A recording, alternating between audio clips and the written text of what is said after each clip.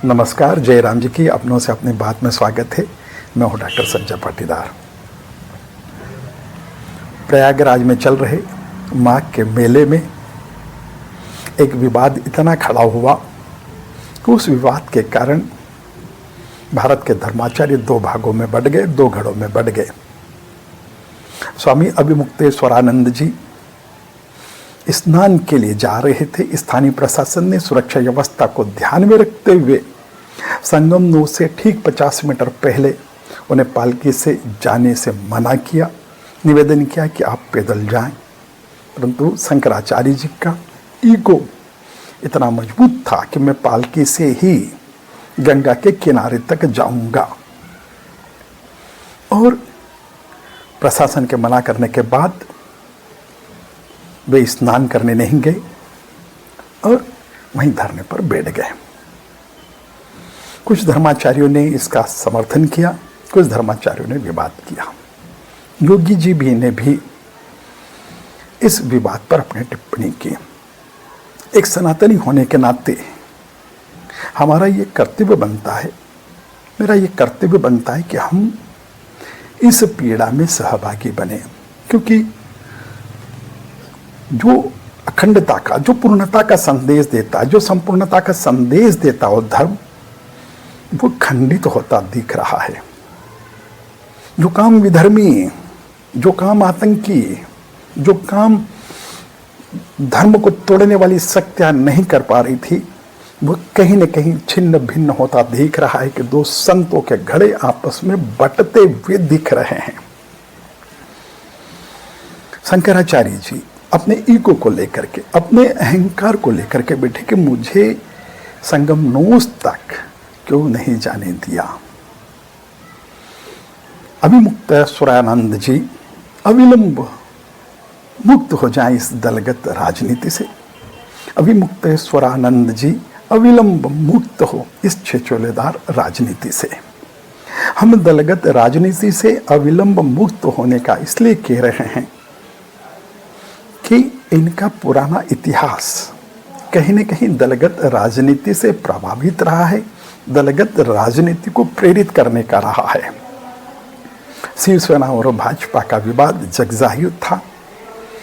अपने बम्बई के प्रवास के दौरान ये मातोश्री गए उद्धव ठाकरे जी के निवास पर और वहाँ कहा कि हिंदू धर्म में विश्वासघात बहुत बड़ा पाप होता है और आपके साथ विश्वासघात किया है भाजपा ने। जब तक आपके साथ विश्वासघात दूर नहीं होता, मेरा दुख दूर नहीं होगा। यह दलगत राजनीति का प्रत्यक्ष प्रमाण था। राम मंदिर के लोकार्पण के समय उसका विरोध करना कहीं न कहीं राजनीति से प्रेरित दिखता है, प्रतीत होता है। वक्फ बोर्ड का कानून एनडीए की सरकार ने बनाया, उसका विरोध करते हुए इन्होंने कहा कि सौगाते मोदी है।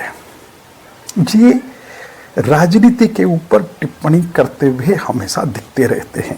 इतना ही नहीं, इन्होंने कहा मुख्तार अंसारी और अतीक अहमद की न्यायिक जांच होना चाहिए, जिनके कारण, मुख्तार अंसारी के कारण जो बनारस, जो काशी, जो वाराणसी दहशत में जी रहा था, ये भी वहाँ के प्रत्यक्ष प्रमाण थे।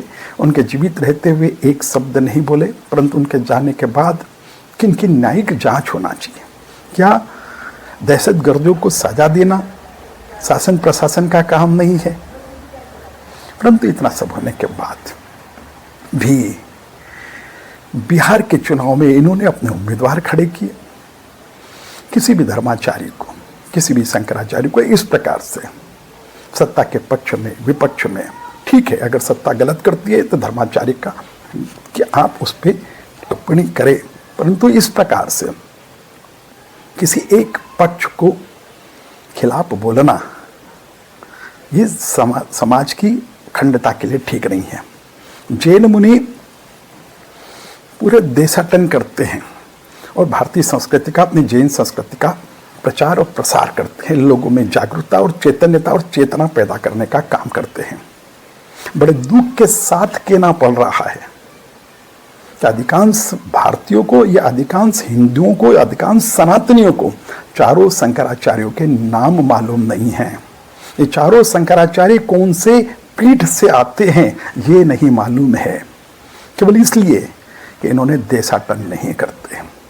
भारतीय संस्कृति के प्रति, हिंदू संस्कृति के प्रति लोगों में चेतना जगाने का, जागरूकता लाने का काम नहीं करते। यह बड़ा दुख है, जबकि इनका मूल कर्तव्य होना चाहिए कि चारों दिशाओं में चारों शंकराचार्य देशाटन करें और लोगों में समाज को इकट्ठा करने के लिए सामाजिक सद्भाव पैदा करने का प्रयास करें।